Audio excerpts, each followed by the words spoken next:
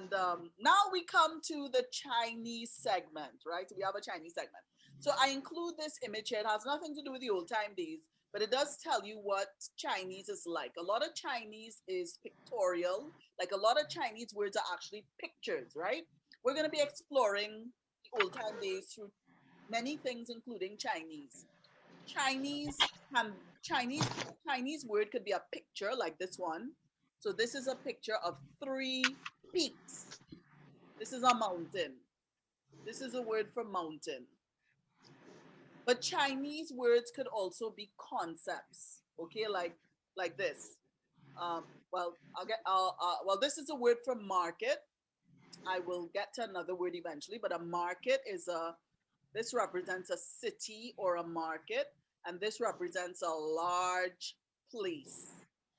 A large place in the city is a market. And this is the word I really want to get to, which is basket. This is the word for basket here. And by the way, these words all fit in an invisible square. And this is just a suffix, an addition to the word that makes it a complete word. And if I break it down, this is what basket means. This portion up here is bamboo. I know it looks a little different here, but this is what it is. This is bamboo. I know it almost looks like Isa. Anyway, this is bamboo. And this here means imprison. So a basket is bamboo that imprisons. So when you make market and you put your fruit or your produce, whatever, in your basket, all the produce in your basket, say, Lord, they have me in prison here, you know. So the basket is bamboo that imprisons.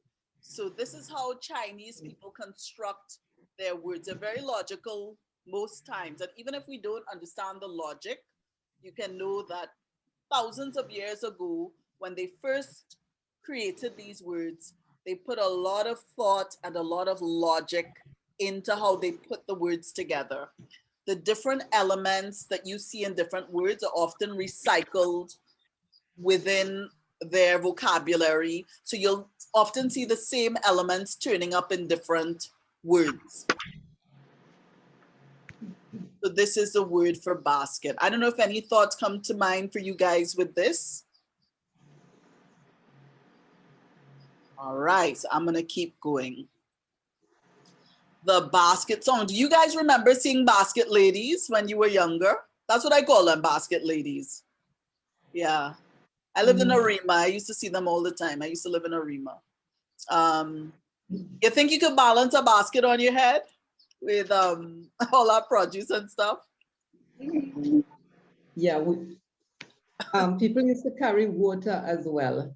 Oh, water. In a bucket. I mean, I did that when I was small. Wow. Also you made something that was called a kata. I don't know if it is Indian or whatever, but yes, yes, a piece of cloth you twist and wrap around. You wrap the cloth in a circle and you put it on your head and you put whatever you're carrying on your head on top of that. Oh, to steady it on your head, and you walk with your hands free and carry the thing on your head. So it was a bundle of wood or whatever. When you had the bucket on your head, did you have anything under the bucket, or was it just a bucket on your head? No. Sometimes just the bucket, but you could put the kata on your head, the roll of fabric, or sometimes it would be a leaf like a balize leaf that you can wrap, and you put it on your head, and then you put the thing on top of that. Oh, okay, all right. Let me see. Somebody was just trying to say something. Let me see if I can get down there to that person. Who was that? Was that Grace? Somebody was just trying to say something. Okay. No, but I remember. I think I heard someone say it too, though. But I remember people carrying bundles of wood for the fireside. Oh, on their heads as well. There were firesides where?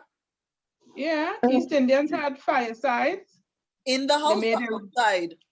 Outside. Oh, okay. Because when I think fireside, I think North America. You know, I think. No, not that. Where Okay.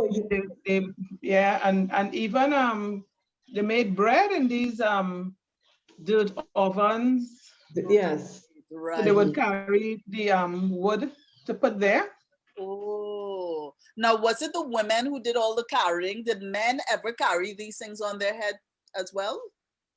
I've never seen, no. No, it's a women. I Okay. guess they used to do the cutting of it. Right. Yeah. Okay. Yeah. Um, Nika, you asked about the fireside. Did they have firesides inside? Yes. Yes, it was Indian people call it a chulha. You okay. made it out of sand and sometime cow Cow dung. dung. Oh, And it had three, it was kind of semicircular, but with three peaks, and you put the pot on that and the wood inside of it. And yes, before you had the kerosene stoves, that's you had it in the kitchen. A wow. lot of times people had their kitchens away from the house, Right. and they would have it in there. Yeah, and you use firewood to cook. Wow. Okay. That's interesting. I never heard about that. I Oh, remember though from when I was a little girl, you don't hear about it now because more people have electricity, but back then, ever so often in the news, you hear about a house burning down, more often than you hear now. I guess because more people had candles, no lights yeah. and that kind of thing. Mhm. All right. Let me And flambeaux. Flambeaus. Oh yes, flambeaus. Correct. I don't think I ever saw one in real life, but I know that to have them. All right. We still have them. You see, like The if somebody lamp. die in certain villages, Yes. if there's a death, you Oh, would see the curb line off. They will put flambeaux wow. I never heard of that. alongside. See, look at Yes. it's interesting how we don't I don't think we really do it except maybe in something like a tradition like calypso, but I don't think we really record our traditions. I'm so glad we're having this webinar because I've already learned so much and we're only on the first poem. So let me keep moving.